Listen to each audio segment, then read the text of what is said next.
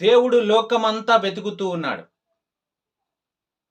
లోకమంతట జల్లెడ పడుతూ ఉన్నాడు. ప్రాణమును తృణప్రాయంగా ఎంచి సత్యము కొరకు, జీవ మార్గమున కొరకు తన్ను తాను బలిగా అర్పించుకునే నిజమైన బోధకుల కోసం దేవుడు ప్రపంచమంతా వెతుకుతూ ఉన్నాడు. జల్లెడ పడుతూ ఉన్నాడు. ప్రియ సోదరుడా,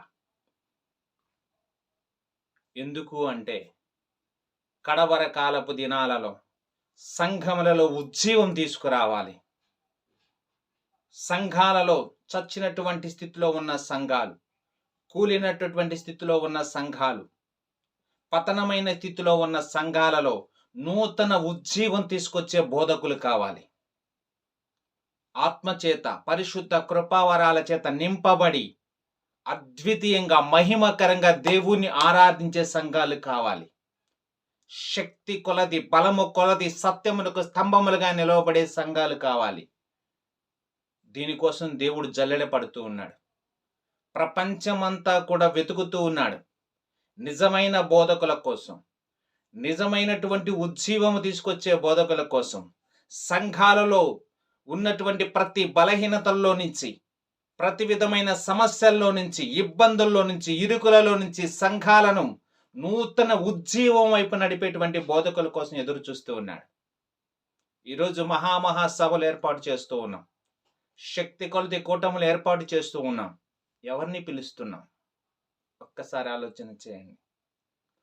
పేరున్న బోధకులను పిలుచుకుంటున్నాం, లేదా వారి సంఘాన్ని 1000 మంది వెళ్తే ఆ పాస్టర్ పెద్దవారని చెప్పి వాళ్ళని పిలుచుకుంటున్నాం. కానీ ఆ కూటమి అయిపోయిన తర్వాత నీ సంఘం ఉజ్జీవింపబడుతుందా? ఒక్కసారి ఆలోచన చేయి.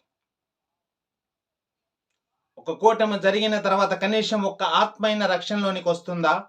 ఒక్కసారి ఆలోచన చేయండి. ఎవరిని పిలుస్తున్నాం, ఎటువంటి వారి ద్వారా బోధ చేయిస్తున్నామో ఒక్కసారి ఆలోచించండి.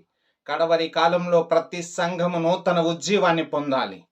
దేవుని శక్తిగా, దేవుని బలముగా, దేవుని నామాన్ని బాహాటంగా ప్రకటించగలిగిన ఉజ్జీవం సంఘంలో లేవనెత్తాలి.